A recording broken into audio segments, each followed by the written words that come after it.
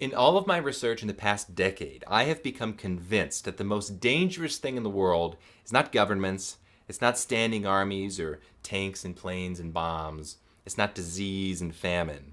It's what I call the illusion of knowledge. Now, the illusion of knowledge is not just having factually inaccurate information or just being ignorant about something. It's specifically thinking that you know what you're talking about while actually being wrong. It's thinking that you accurately grasp reality while actually being deluded. The reason this is so dangerous is because ideas drive all of human actions. Humans act in accordance with their ideas always. And therefore, when people's ideas are wrong, their actions can sometimes be very dangerous. The areas which you see the great danger of inaccurate ideas and the illusions of knowledge are in two places: governments and academia. Governments are kind of the place where bad ideas result in human misery. All of these people in government have very powerful tools at their disposal for changing how the world works and changing how society functions. They can raise taxes and lower taxes and distribute resources to various places in the economy. And if they get their ideas wrong, it can result in some pretty ugly circumstances. So for example, take something very simple like the minimum wage. There are tons of politicians out there who certainly think that raising the minimum wage is good for people who are making the minimum wage and good for people that are poor in society. Factually speaking, this is not true. The minimum wage hurts those who it's designed to help. I'm not going to make the case for it here, but it's a pretty straightforward economic argument that the minimum wage is the poor person's worst enemy. You have a bunch of people who may have great intentions in Washington, D.C., who set up systems in society that actively suppress, aggressively suppress the well-being of the worst among us. And that's only just a minor example. Take something that has been absolutely catastrophic: the banning of DDT. DDT was an insecticide that was used many decades ago to kill mosquitoes because mosquitoes carry malaria, which kills hundreds of millions of people. There was a book that was written many years ago called Silent Spring, which made the case that, DDT is affecting the environment. It's weakening the shells of all these birds, and it's going to throw out our ecosystem. It's going to make it all out of whack, and then it's going to cause all this devastation. Now, the well-intentioned regulators wound up banning DDT, and as a direct result of that, it's likely that tens of millions of Africans have died because of the ban on DDT because it was such an effective insecticide. Many years later, we find out that Silent Spring was a bunch of crap.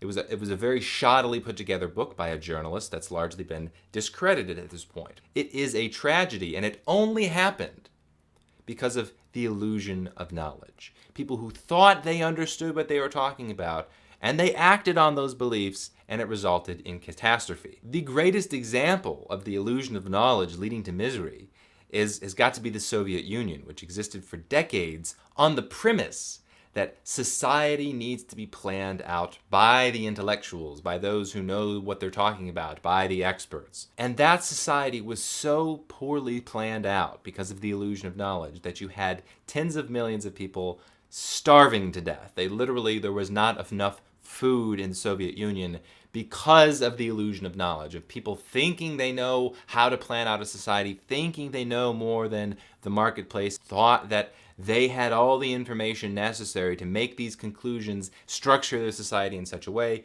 it led towards devastation.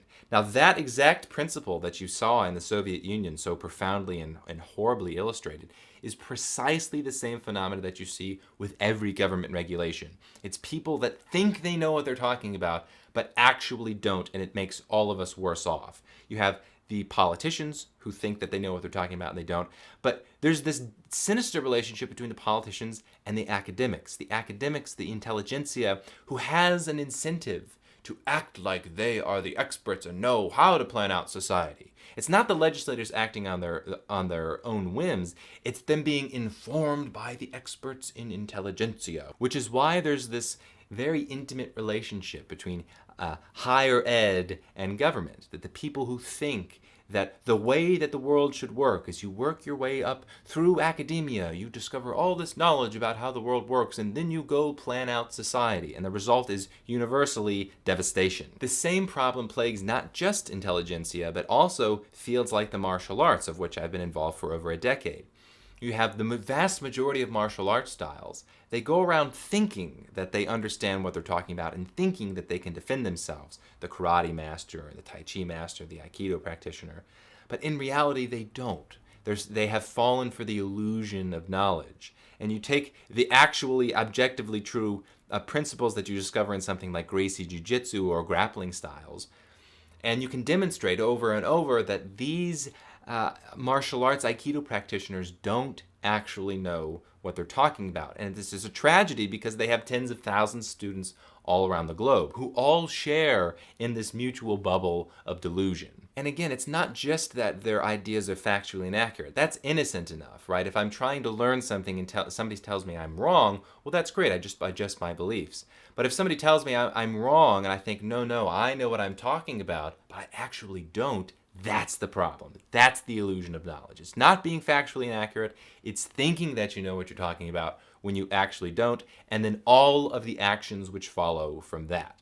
This is one more very compelling reason for political anarchism. We don't need a central government, period. Society does not need to operate that way. People are operating under the assumption that, oh yes, well, you have to have somebody plan out the economy. You have to have some monopolized structure of the court system and the legal system. No. This is the illusion of knowledge. People think that society has to operate this way. It doesn't, which is a little bit scary when you think about it, because who is going to be drawn into the government, into academia, into the elite that think they understand how the world works? Well, it's those people who have a tendency towards, dare I call it, intellectual hubris. Those people who are most susceptible to the illusion of knowledge and thinking they know more than they do. Those are precisely the people who are going to try to plan out society, and the people who are going to try to get up the echelon of higher education to act like their opinion is somehow on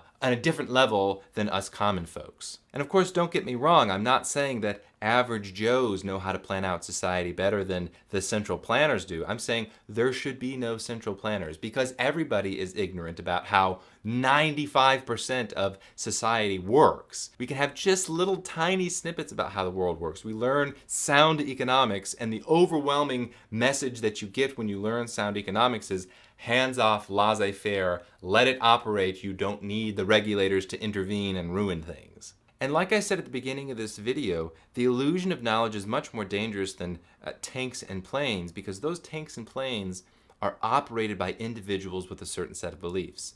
You have the illusion of knowledge filter all the way from the very top of the central planners in society and in the military, all the way down to the very bottom, to the foot soldiers that also think that they're doing something good for the world. They sincerely think they're making the world a better place, or that they're defending freedom, or these things. They're tricked.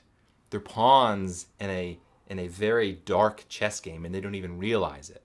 And so guns by themselves and bombs by themselves are not going to explode by themselves. People aren't going to be shooting each other by themselves. It requires the ideas. And to be honest, I don't fear some foreign soldier that has an open mind. If he's open to persuasion and realizes that, oh, hey man, maybe the world doesn't work the way I thought, and maybe everybody outside of my country isn't a savage that I need to shoot. Well, that's great. He's going to be persuaded by the truth.